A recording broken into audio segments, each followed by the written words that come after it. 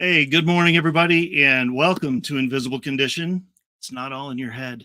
I'm your host, Jeff Pearson, and we want everybody with an invisible condition to know beyond the shadow of a doubt that you do have a voice, you do have a community, and you are never alone.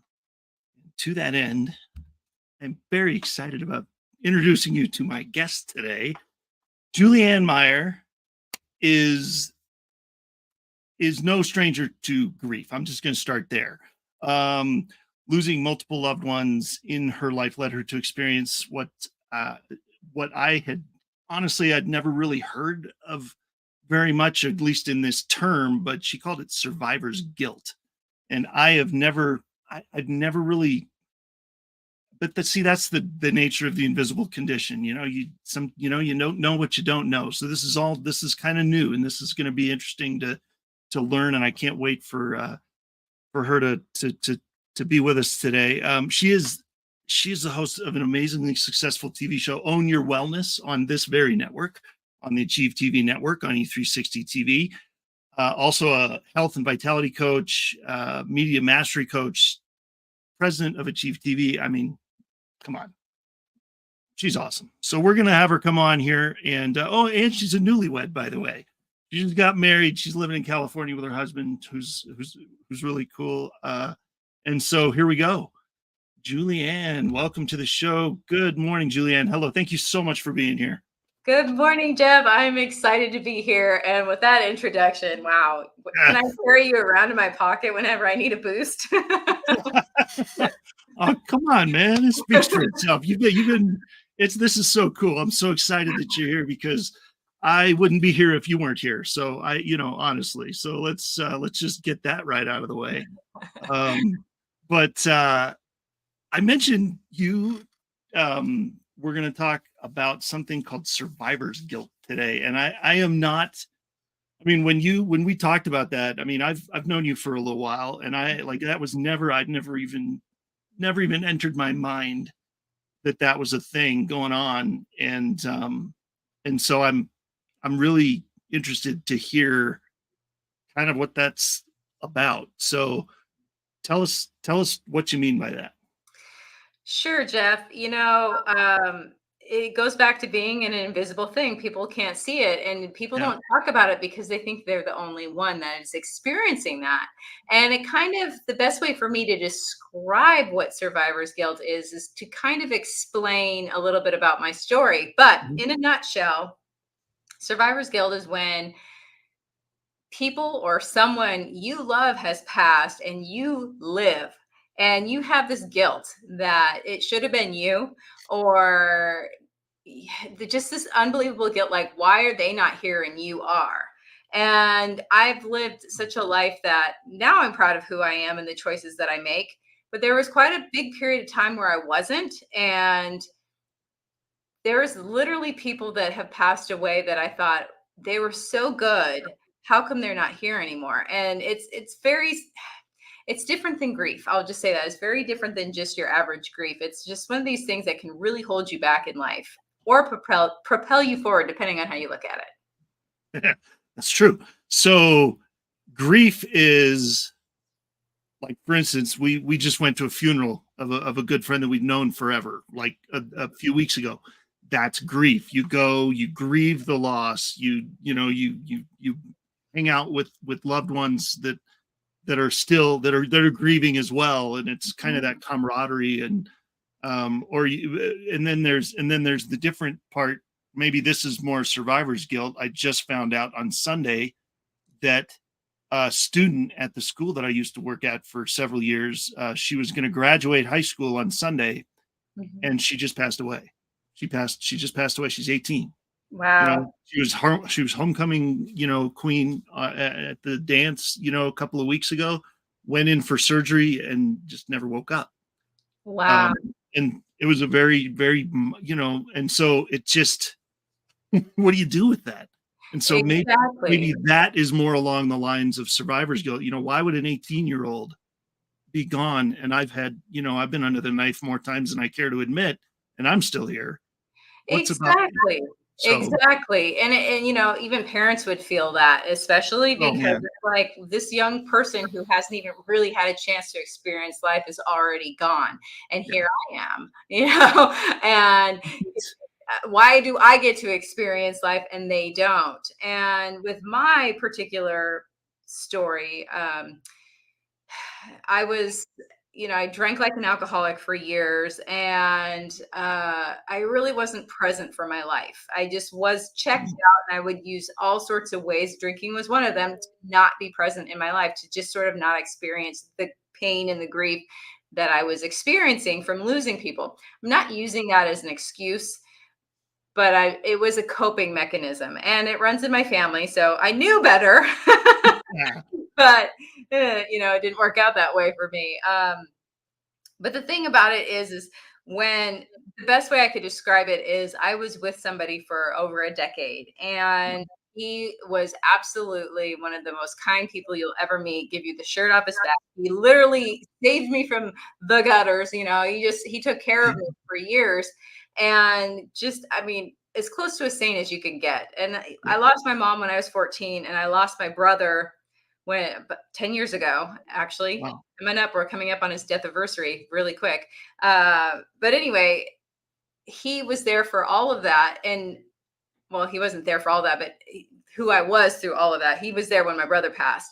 But the thing about it was that he was so close to me, more so like my mom dying, and I've lost so many other people too. But when my Yeah. mom died, that was like a pivotal moment that literally changed the cells in my body. I just became a completely different person.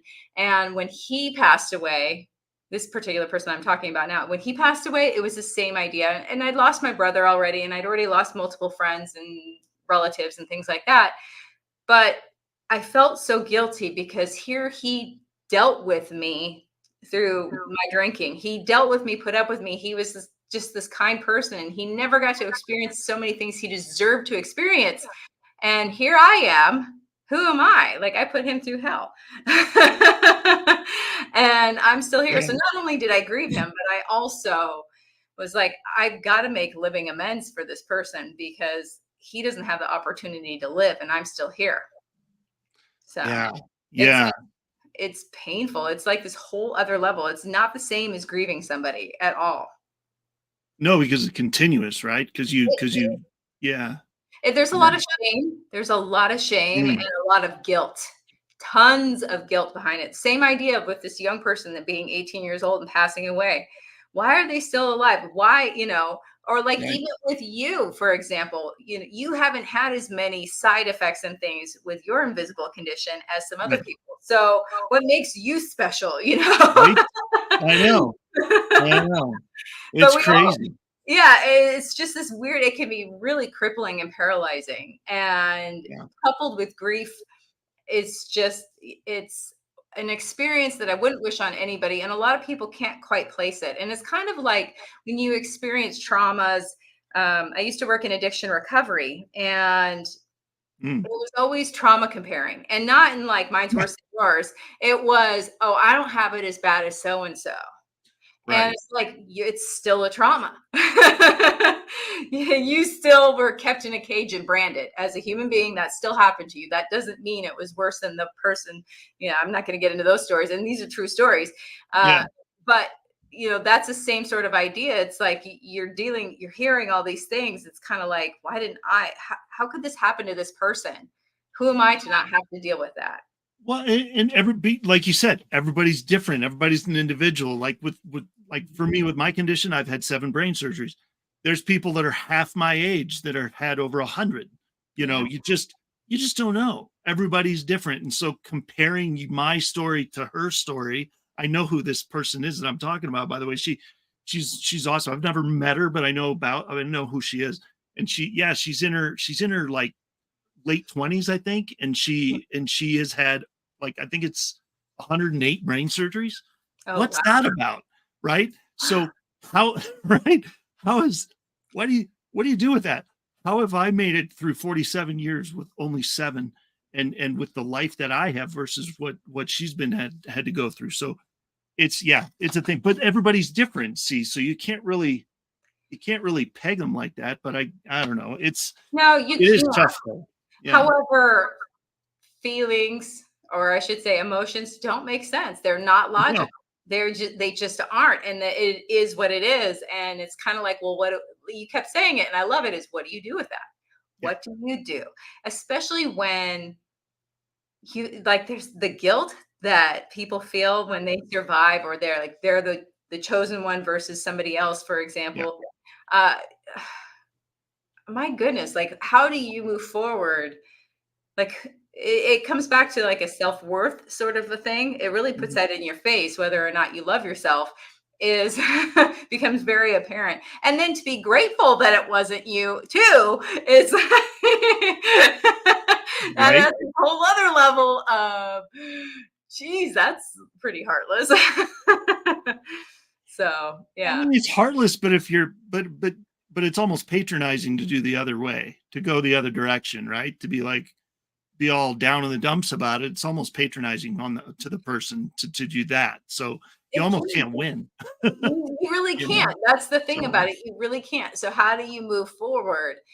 For me, it was interesting because, as you mentioned, I just got married, and the guy that I'm referring to, his mom actually came to my wedding.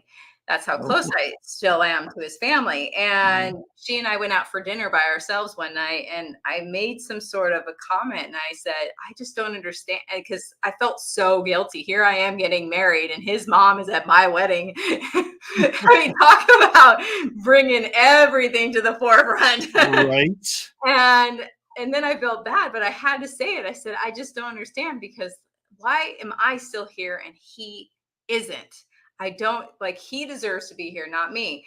And because he never did the kind of stuff that I did, like, as far as making bad choices.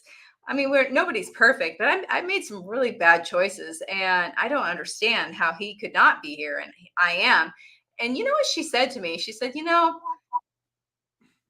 well, first of all, she believes in God. And so she said, trust in God. There's a reason for everything. And she was explaining how she was in this car accident. She had all of her kids in the car, plus her foster kids.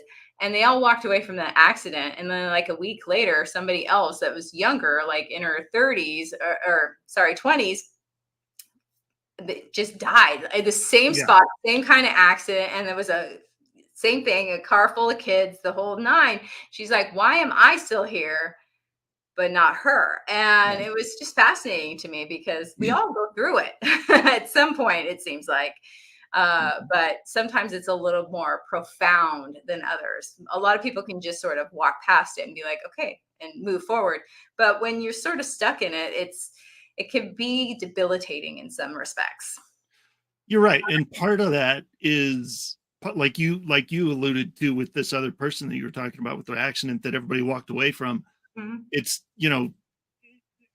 everybody's got faith in something. Yeah. Right. I mean, you've got your faith on you've got your trust in something. It doesn't have to be, if you're not a Christian, it's in something else. If you're not a Buddhist or a whatever, everybody's got fundamentally at their core, everybody's got their trust in something to help life make sense. and otherwise you have to.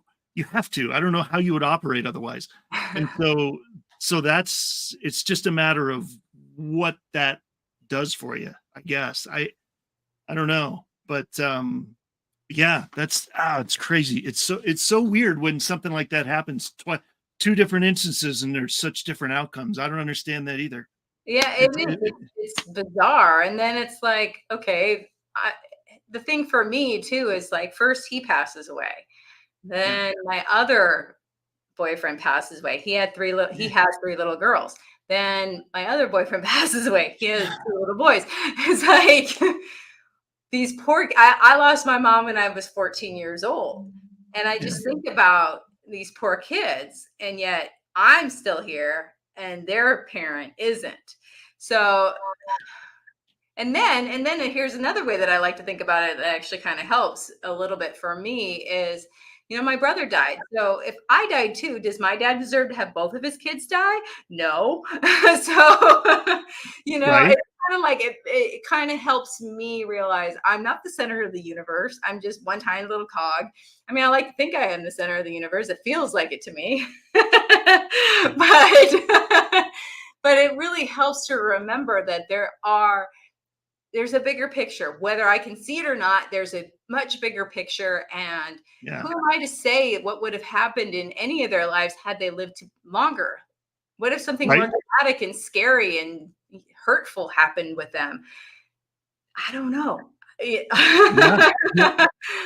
I No, don't and it's sometimes it's not for us to know. It doesn't, exactly. so there's where that trusting in whatever you trust in comes in, because you just that otherwise you're right, it's just gonna gnaw at you, you know. Yeah. Um I just want to pause for just a second and throw this out there to the audience watching. Now, if anybody is listening to this and goes, oh man, do I get that? I totally relate to what you're talking about, Julianne.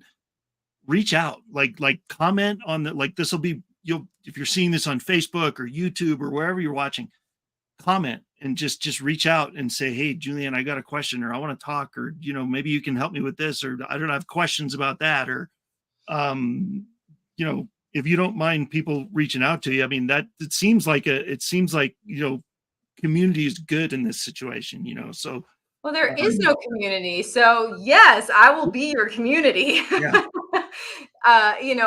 Fortunately or unfortunately, I've been in a lot of grief circles. So, I definitely am more familiar with it than most. I'll just say this, like my dad, he's 78 years old. So by now he's lost a lot of people, but I've lost more significant people in my life at 46 than he has. And this has wow, been true since I was probably, I don't know, 35. So, and man, I've lost more people since then in the last 11 years. So, yeah, I mean, it's it is what yeah. it I is. don't. Sometimes you just got to say, I don't know what to do with that. you It's know? weird. It's definitely more pronounced for me because I have experience. It's kind of like this weird abandonment, fear. Yeah, yeah, yeah. Don't get too close. They're gonna die. Oh, oh, come on. Oh, no, no, no. We Yeah. can't operate like that. No, absolutely Um, not. no, that's But the um, subconscious is pretty powerful. So, it yeah, is what it well, is. sure, and it can feel really like, I mean, I can't imagine. It's gotta, I mean, you take it on yourself, or you take it on like, what did I do and why am I here? And yeah, it's gotta be rough. Yeah, I can You know, I can imagine. just the living when other people don't is it's very hard to explain. When somebody told me the term survivor's guilt, I thought, oh my gosh, that totally explains it. It's kind of like if you're supposed to be on an airplane and you didn't make the flight and the plane crashes. What do you do Yeah, with that? right? Besides being grateful. And then it's like, oh my gosh, what about all those people and their families? I don't know. It's just this weird place to be. I think that if you have compassion for others, including yourself, then you're going to experience this at some point in your life to a varying degree. Now, I've experienced it probably more so than a lot, simply because I've experienced a lot more loss. Yeah. That's a good way to Yeah. put it. Sure. Sure. And you're right. It's the degree of, or the amount of loss that people experience, I mean, is going to vary, and their response to it is going to vary. So it's It very, is, but I yeah, also don't wanna cheapen somebody's experience just because, "Oh, I only lost one person." Well, you lost a person. It doesn't matter. Your experience is just as valid as mine. It does, we're not, once again, we're not comparing traumas. no, because if that person only lost one, that would be as impactful. That's got to be a really impactful thing on them, because They've they've only lost the one. They have And lost one, and it is scary. Or I think about people, they always say, "Oh, you poor thing, you lost your mom when you were 14." Well, I don't know any different, but I think it's just as hard to lose somebody when you're older because you've had them your entire life. So right. there's really no good time. I've never felt sorry for myself in that respect. But at the same time, it's, then there comes the other survivor's guilt too. I've been afforded many experiences and things because my mom passed away. I've been, because there was life insurance, there was social Mm, security, an yeah. inheritance, all these things that, I was able to buy. I bought my first condo before I bought my first cell phone, to give you an idea. Wow. So, Yeah. No, that's, well, but you know what though? That speaks very highly of your mom. That speaks extremely highly of her, because she planned for that. She had things in place that were, God forbid, that would benefit you. So that was, I mean, that was extremely, that's actually pretty awesome, that she had all that in place. I mean, yes, it's unfortunate that she's not here, but yeah. in that circumstance, if she's not going to be here, to have that is, that's pretty amazing that she had the forethought to put all that in place. So, um, That actually brings up a really good point. She actually didn't leave a will. So, oh, that was fortunately for me, I didn't have any issues. My brother, he was still alive. He and I didn't fight about anything, and everything worked out really quickly. I was very blessed. Uh, but that doesn't always happen. So, and I yeah, know for her, it was this thing where she didn't want to have a will because that would mean she might die, and she was fighting for her life. So it was this weird thing. But I think that people really need to think about what's going to happen after they pass to the people that are left. Like things like, where are all your passwords? You know, right, I mean, how do I get, like, if my husband has the passwords to my phone, to my everything, he can get into everything. I don't know if he's actually kept all this stuff because he's one of those, la, la, la, la. But yeah, do all those things so that it's not in the moments of grief, you don't have to deal with it. And yeah, as the person that's living, and I was fortunate too because my dad and stepmom were like, okay, would you be willing to have power of attorney over, them? They wanted to know, and they asked me. And when my brother was still alive, it was, what would you like your inheritance to be, money or land? It's like, wow, to be able to have those conversations too were really helpful. And it kind of helped because it's going to happen. Nobody gets out of here alive. So right, it is going to happen. So why not make it as easy as possible for the people that are left behind? yeah, And I think that is such an important thing that you just never know. You have no idea. Like, Ryan, one of my exes that passed, he was 38 when he passed away. So he was just wow, super young. yeah. Um, yeah, it was, you don't know. No, you don't. And it's there's kind of a comfort in that you don't. I mean, because otherwise, I mean, I say, I mean, we're, my family and I are Christians, so we believe, we have that belief system, but so part of it is like, well, couldn't we just, okay, God, could we just peel back the next page just a little bit? Could I just see a little bit of the next thing that's coming? But honestly, I'm kind of glad that the answer's been no, because yeah, because everything that's happened to us in the last 10 or so years, I don't know if I would have been able to handle it if I had heard about it ahead of time. So sometimes you just got to roll with it, and be ready. So, Yeah. yeah. I think that that's really important, is being able to changes are inevitable. Are you willing to roll with them? Or are you going to fight it tooth and nail? Because that's what causes suffering. The fighting will do it. Yeah. And that can cause all kinds of crazy stuff with you too. If you're the one that's fighting it, you're gonna, I mean, that could physical, emotional turmoil can cause physical, things. I mean, I've heard of so many instances where, something traumatic happens, and then 6 to 12 months later, somebody's got an autoimmune disease, or somebody's got and it's Yeah. because of all the turmoil and the stress on the body, and it just, so Well, yeah. I'm sure you know the saying, we keep our issues in our tissues. So Yeah, I don't think I've heard it quite like that, but I get, yeah, totally. our issues in our tissues. I mean, think about it like this. We're made up mostly of water. And first of all, we probably don't drink enough. So we're already dehydrated. We're already making our bodies be at a lesser level of functioning Right. because we don't drink enough water. But then also, I mean, if water is a substance, if that can affect us, then imagine. Imagine, I don't know if you're familiar with was it Masura Emoto, I think his name is, who did the water, the Mm. pictures of the water crystals. Oh, no. Not Yeah, he familiar. did this. He passed away, but he did these pictures of water crystals. So he would tape words to the water crystals, things like love and gratitude and hate and things like that, and then take pictures of the water crystals.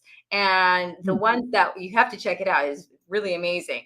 The ones that said love and gratitude and things of that nature were all beautiful snowflake looking pictures, and all the ones that were words like shame, guilt, hate, all of those were all muddy and dark colored, so it literally Wow. affects the water. So imagine if you are like 60, 70%, 80% water, the way we're talking to ourselves is literally changing ourselves. Do you Seriously. want yours to be muddy, or do you want them to be like crystals? So That is true. I don't think I've heard it quite like that, but yeah, I've heard it multiple other ways, and it lines up every time. It's true. Yeah. Be careful I mean, I kind of jokingly say sometimes, you can think whatever you want, but don't say it out loud. But really, even up here, it can be affecting you. oh yeah, absolutely. So, But there is definitely more power if you're saying it. yeah. I'm not to personally, I don't know if I ever will be to the point where I can monitor my thoughts enough not to have certain ones. But when I do, I like to say cancel, cancel. Yeah, like the digital camera, right? Delete, delete, delete. Yeah, Like, exactly. Pop that in reverse. just because you take the photo, it doesn't mean you have to keep it. So, Exactly. Exactly. man, It does make a well, difference. oh, pardon me, man. Well, I think at this point we're at a good spot for a commercial break. So let's do that, and then when we come back in the second half of the show, we're gonna talk. I really want to dive into just the shift of what happened, like how you just kind of said, okay, this is how we're really gonna do it. Mhm. And all the success that has come since then. I mean, because you are on top of the world, man. You're rocking it. So, and if anybody doesn't know, if you haven't seen Julianne on social media, you got to check her out anywhere. She's all over the place, and she's really rocking it. So we'll do that on the second half. And the other thing I want to talk about is something I really like to highlight around here, which is hope.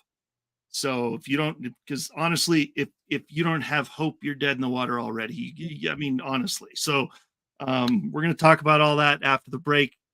Don't go anywhere. We'll see you soon.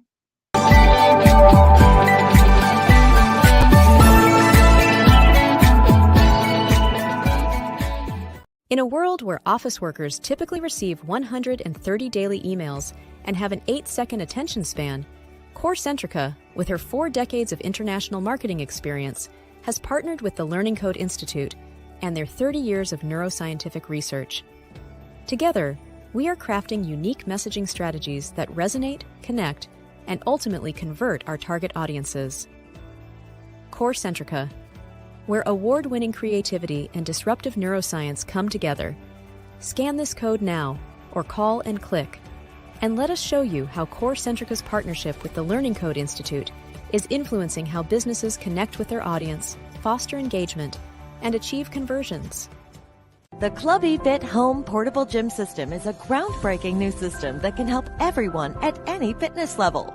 You can be the happy, fit person you always wanted to be, and Club eFit can make that happen by helping you get the body you deserve in the time you can spare. With workouts ranging from cardio, core, to total body toning, it's easy to get started. Start taking care of you today. To make the change, go to clubefit.com now. Does your to-do list have you feeling stressed? Does your list include tasks like responding to email and phone calls, collecting forms and paperwork, and sending quotes and invoices? Have you been neglecting posting updates to your social media accounts, email newsletters, or content on your website? Maybe you need help to get digitally organized. I'm Selena, one of the owners at Office Mercenary, and we're a US-based virtual assistant agency. We can take care of all of these tasks and more so you can get back to focusing on the things you love about your business. Our team is happy to work with you and your individual needs. So schedule a call with us, bring your to-do list, and stop doing the tedious tasks.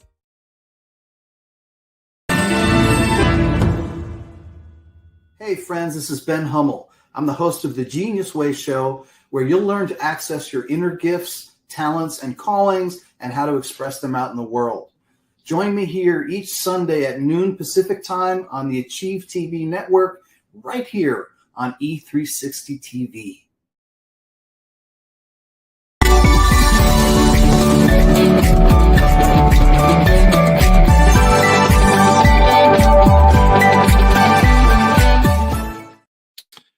Hey, everybody, I just want to take one more minute before we bring Julianne back and talk about one of our amazing partners. It's called the Porch Coffee Space, and they are in Portland, Oregon. And so if you've never been there, by the way, it's awesome. Don't listen to the news. It's great. It's an amazing place to go. And so I love it up there. Brett and Molly Pryor are running the place, and they're fantastic. We love them to death. It is a space that was created for community to converge, and it's a space where you can show up and be seen. The Porch is actually a nonprofit organization that seeks to provide training and opportunity to those that have maybe been, I'll say, overlooked in our community. You know who I'm talking about, right? The one that you pass by them on the street and just kind of keep walking. Those are the people that you will run into working at the Porch, and they're amazing. And if you want to be part of that community, it's as easy as scanning the QR code, going to this website. I got a couple of varieties of their coffee back here. I'm a coffee nerd. I got to have good coffee, and this stuff is absolutely unbelievable. They roast it and ship it like when you order it. It's fantastic. And so if you're a coffee nerd like me and you like coffee, scan the QR code, give them a shot. They ship anywhere in the US. So sorry, anybody outside the US, we're working on it. But the porchcoffeepdx.com, or scan that QR code and you are in for a treat. All right. Let's bring Julianne back on here. All right. Cool. Thank you again for being here. Huh? I already pulled it up. All right. It is so good. There was one of these. I'm trying to remember which one it was. If it was the Mexico or the Kenya that's back here. One of them, I was like, what is that taste? I think it was so unique. It was so good. I'm impressed. It's so cool. So if you like coffee, you got to give it a shot. So all right. So we were talking about it was a little bit of a heavy first half of the show here. We were talking about all kinds of tragedy and survivor's guilt and all the things that come with that, and how you've kind of dealt with it, but you've kind of found some ways to move past it, right? I mean, there's got to be a way to do it. You can't just sit there. Well, you can, but you can't. You shouldn't just sit there. It's not going to be a very good day to just sit there. No, it all goes back to mindset. It really does. And We all have our experiences, and we're all going to tell ourselves a story about whatever's happening in our lives anyway. So why don't we tell ourselves a story that actually benefits us rather than hurts us? Right. And it's kind of like the Marianne Williamson quote about who am I and who are you not to be? And so, like, you were intended to shine. And I decided I could sit there and feel sorry for being alive and guilty and shameful and all these things, or I could honor their legacy and my own Yeah. and actually live my life and experience the feelings and experience all of these things that maybe, I wasn't willing to look at before. So, it really is all in how you look at things. And I will say that you can have all the tools in the world, but if your mind isn't right about it, it doesn't matter. It doesn't last. It's not continuous. But the one thing I will say that I think is really important, especially because survivor's guilt comes with grief too, Sure. typically. Sure. Sometimes the grief goes away before the survivor's guilt. I mean, it just depends on the person and the situation. But it's okay to still have those feelings when they come up. That's when you don't want to push them back down like, "Oh, I shouldn't be feeling this way." It's the same thing, like, I shouldn't be alive. It's the same exact thing. It just looks a little bit different.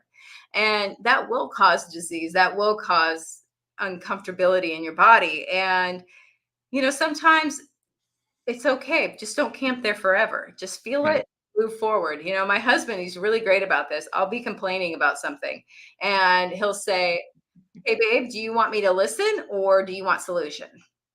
And sometimes it's solution. Sometimes I'm like, "Yeah, no, I just want you to listen. I don't want an answer. I just want to say it."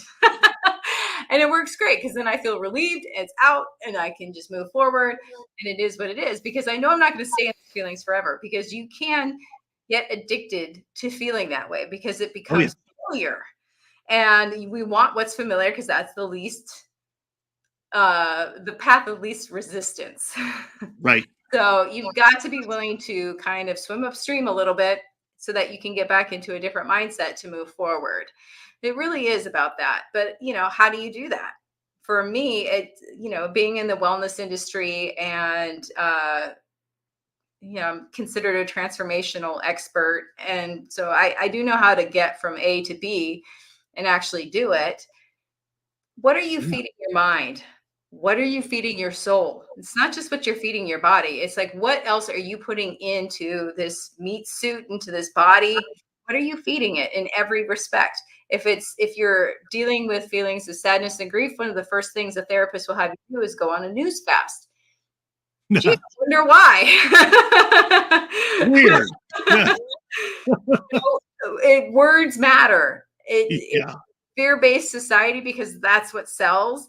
So what are there's plenty of good news out there. And, what are you feeding your soul? Do you have a group? Do you have a church? Do you have people that are uplifting? And one of the best things that I've ever done for myself is put myself in rooms with people that I wished to be like. Mm-hmm. And the things that I've been able to accomplish when I decided to live my life, it's been like quantum leaps forward. So it really, like, the timeline doesn't make sense. I mean, what I've accomplished shouldn't have happened yet if I took the normal route. But because I was able to change the way that I thought and felt about things, everything has come to me much quicker. That's so cool. Well, that speaks to your dedication to it too. I mean, you didn't give up. I mean, you can't give up. No, You you can't. can't. But I will tell you, there are days, like, the more successful you are, your problems don't ever go away. They just get bigger and different Yeah. because you can handle more. Right. you know, and they never go. It's like going to the gym and expecting your workouts to get easier. They're never going to get easier just because you get better. They're Yeah. going to get harder as you get better. So it will never be easy. I mean, if you're doing it well, Right. you know, It's and true. so for me, the thing that I love to share about is I had the opportunity to live in Italy Nice. and I loved it. I didn't want to move back to the United States. but it's really expensive to live there. And this was before the internet, back when it was dial up. So it's not like I can work online like I do now. So it was a bit of an issue. But, one of the things that was really amazing to me is when I moved back to New York after I lived in Italy, it took me years to figure out why I was so much more happy in Italy than I was in New York. And it had nothing to do with it being Italy, because wherever you live, that's where you live. It's not some vacation spot. It's like, I might as well have been in Boise, Idaho. It's it's not better. It's where you live. So it's a different environment. But I figured it out finally. It was because I was slightly uncomfortable almost constantly. Almost constantly, I was slightly uncomfortable. And it was that, even though it didn't feel good in the traditional sense, like, eating a piece of pie might, it was the happiest I'd ever been, ultimately. And that just showed me that life is in the uncomfortable zone to a certain degree. You don't have to live there and be totally a fish out of water. But if you really want to live a life that has meaning for you, then you have to be willing to step out of that zone, at least sometimes. It's true, man. That reminds me that, in fact, that kind of that brings light to something that I've wondered about since I was. When I was 18, I was part of a group that traveled the world for a year. Wow. And I was a singer. I've been a singer forever. And I sang for 5 hours a day for this. It was this touring group that we did this stage show, like in every city. And we were gone for an entire year. And we went over to Europe, and we went on all over the US, and it was just awesome. And as an impressionable 18, I turned 19 on the road. Like, that's, talk about being uncomfortable. I mean, when we flew from Michigan to Zurich, from like Detroit to Zurich, and went over there, and my first host family stayed in host families all the time. None of them like the son was in the Swiss Army, so there was like rifles everywhere and uniforms, which I thought was pretty cool at 18. But nobody spoke English, like not a word. And so it was like a big game of charades the whole time I was there, But so and so the whole year was that, exactly that. Everything was uncomfortable because you're never in your own space. You're always with somebody new. About every 4 or 5 days, you're with a whole new family, Yeah. But it was so cool. And I still look back at it, and it brings tears to my eyes to think about it, because part of me wishes I was still in that environment, Exactly. It was so cool. Well, that's the thing. We don't even realize how often we retreat back into our comfort zone, because there I couldn't really even watch TV because it wasn't in English, and my Italian wasn't that great in the beginning. I mean, I got to the point where I could understand it, and I speak it really well, or at least I used to, but it wasn't English. And that was like, you can turn off your brain, you can just chill, Netflix and chill, just hang out and all this. You can't do that. There's no getting away from being slightly uncomfortable. Yep. Where here, you don't realize that every time I sit down on the couch and start watching, like, because I love design shows, and then I realize I've just spent 3 hours sitting here on this couch. At the end of my life, am I going to be happy that I spent those 3 hours sitting on the couch watching this? Probably not. I'm so glad I saw the season finale. Because I'll never be able to see that again. Oh, wait, yes, I could. Wait. But, it didn't alter my mind in any way. I mean, it was mindless entertainment. Yes, and I'm not saying there's anything wrong with that. But how often do we retreat back into that and not even realize it? To me, I want to make the conscious choice to do that, not just fall into it. Yes. Yeah. What's the saying? If you want to blow 3 hours, jump on Facebook for 5 minutes, right? Yeah. If you're not careful, you go, oh crap, I've been watching reels for the last hour. Yeah, I don't have time to work on my business. Meanwhile, I just watch like 50 cat videos. Right? Oh man. Well, I want to ask a very direct question about a very specific topic, because I ask everybody that I have on this show about this, and I'm always fascinated. The answers are always good. With everything that you have, I mean, man, what a life. You've had an amazing life in those 46 years, and some of it's been great and some of it's not been great. And I'm sure there's still days that aren't great. I mean, come on, just because you've got success doesn't mean you don't have bad days. On those days that you're kind of, you're like, okay, what's wrong? How do you maintain hope? Oh, I love that question because it's different depending on the day. Yes. There are times when I'm like, I don't think I can do this. Then I'm like, but I have no other option. So Right. I've made my life so there are no back doors. I Burn the can't boat. retreat. Yeah. But in order to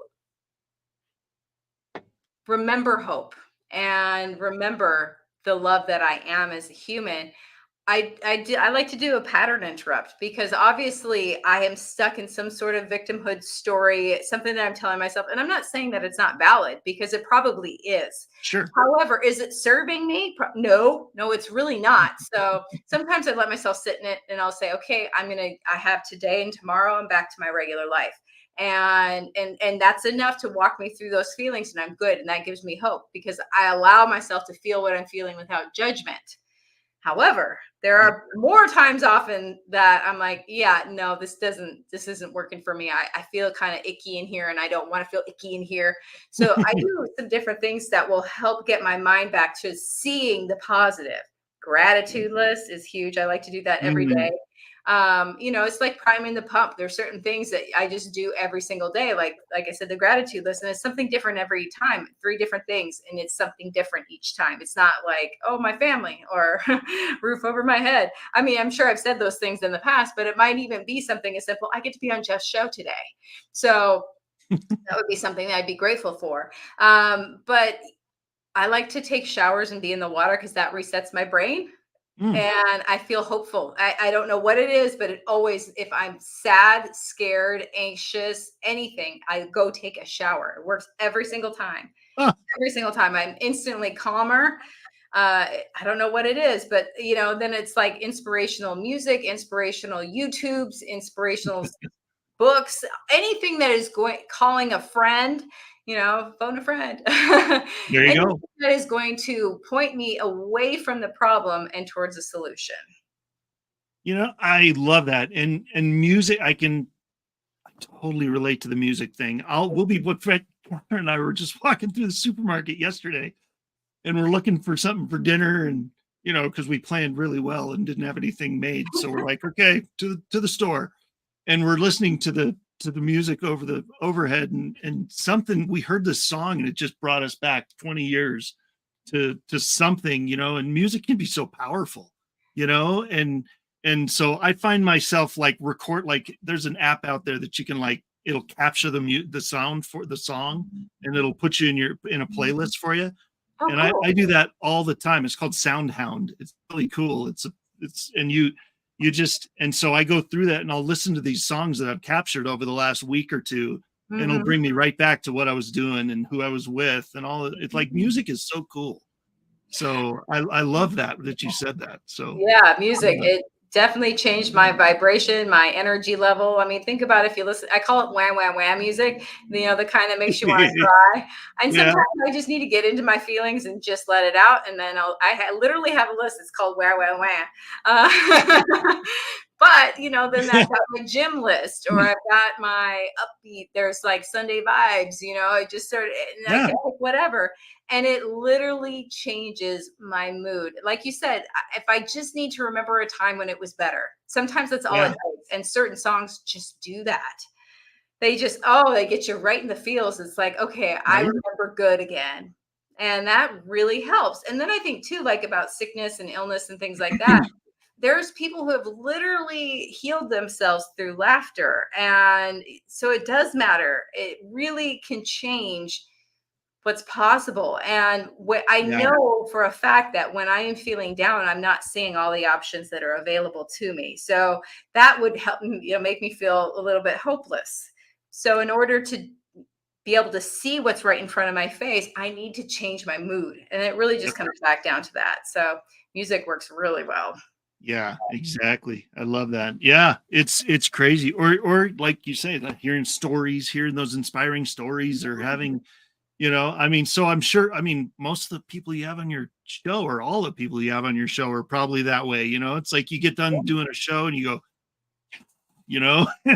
I've met so many amazing people because of my Right? TV show, and it has afforded me so many more experiences that I never would have Yeah. had, like being a co-host and co-producer of LA Leadership Week. Yeah, I Right? mean, the names of the people, there's been over 1 million views so far, and it hasn't even been a week yet. Oh my God. Holy, It's insane. So to know that I'm a part of something bigger, that's the other thing too that I always try to remember yeah. is whenever I'm feeling hopeless, that means I'm thinking too small. That means I'm thinking only about me. And I'm only taking myself into consideration. Of course, it's going to feel like nothingness, you know? So I just remember the bigger picture. If I can help somebody else, or if I can show up for somebody else, whether I feel like it or not, um, that makes a huge difference to help Yeah. somebody else. Because if I don't show up, who am I not helping? And I'm not saying it has to be like this huge way. It's as simple as smiling at somebody at the grocery store, holding the door open, or carrying somebody's groceries that's struggling, or whatever the case may be. It doesn't even have to be big. It could be so tiny. But there are so many times people have come up to me and said, I don't think you remember this, but and Yep. it's something that I've done that has helped them. And it's meaningful. And I think about all the people that have done that for me. So just, if I'm feeling hopeless, I got to remember it's not just about me. Mm-mm. And that can be so humbling too, right? When somebody, especially if you don't remember that, you don't remember, you're like, oh shoot, wait, Yeah. when, usually you remember the person, but yeah, sometimes you don't even know that you did, you Yeah. know, you don't even know that you had that effect unless they come up and tell you. So, Well, it's weird oh, because sometimes now I'll meet fans and I'm like, oh, wait, we're friends on Facebook? Okay. I don't know who you are, but okay. yeah, that's kind of fun though, huh? It's I mean, weird when it happens. It's very weird Facebook has been good for me in that respect. It happens quite often actually, but it's weird because you just showing up and being transparent really helps other people. So, just be careful. Like not everything, all the good that you see isn't necessarily the experience that they're feeling, in social media. So yeah, well, that's true. Yeah, don't even we don't have another hour to talk about that. So yeah, that's a oh man, yeah, social media is definitely not real. We're just gonna call it like that. So it's the moments that everybody wants you to see that to make you think it's real, but it's not real. it's Most a of it. snippet. It's a snippet. That's what I Yeah, consider it for me. It's just a snippet of reality. Small exactly. For part. sure. Well, man, time flies when you're having fun, and we got about 2 minutes left. Um, what would you like to leave our audience with in these last couple of minutes? It matters who you surround yourself with. Mm, And if you're somebody like me who came from a place where I had surrounded myself with people that I couldn't be around anymore, and I was starting from scratch, it can be a really scary place. So, the way that would recommend anybody that is either starting over or looking to sort of upgrade their quality of life is, first of all, if you make space for new people, other people come in. So you've got to trust that because if you don't make space, then there's no space for them. But the other yeah, thing too is that's when you go and you find an author or a speaker, somebody that, well, their message resonates with you. And then you start ingesting their information. Keep what resonates, leave the rest behind, and then you can grow your community that way. We live in a world where you can connect with anybody, basically. And I will tell you firsthand that you'll be surprised at who responds. You'll think, oh, they're too big, they're too whatever. 99.999% of the people that I've reached out have reached out directly to me back. wow, And I'm talking big name people. So it's okay to ask. yeah, It never yeah. You never know till you ask, right? ASK to GET, right? Is that the? Yes. I've heard that a lot. So Yeah, yeah, no, especially that's awesome. today. Probably because it's true, right? Oh Yeah. man, Julianne, thank you so much for being here. This has been awesome. I'm so glad we got to do this finally, and and hear some more of your story and get the word out, man. I'm so thankful that you were here. Thank you. I just want to say one last thing, and that is that no matter what you're feeling or experiencing, I can guarantee you're not alone. And so you don't have to live with those negative feelings by yourself. There is somebody out there. There are little pockets of people everywhere. You just haven't found them yet. And so don't live by yourself in those negative feelings. There is somebody out there that can help you. I am one of those people, so you can always reach out to me. Yes. And is there a best way to do that? Or probably through your show would probably be the easiest way, or on social media. You can find me anywhere. And literally. seizingyourgreatness.com is a great place to meet me too. Where's that? Sorry. seizingyourgreatness.com. seizingyourgreatness.com. Or yes, we'll have that in the notes attached to the show on E360 and Facebook and YouTube and everywhere. So yeah. I'm everywhere. She's everywhere. She's not kidding, man. You are. So awesome. Well, thank you, Julianne. Thank you so much for being here. Oh man. Okay. Everybody, reach out, because if you haven't met Julianne yet, you want to. She's pretty awesome. So, all right, everybody, we're out of time, but we will see you on Friday, June 7th for our next show.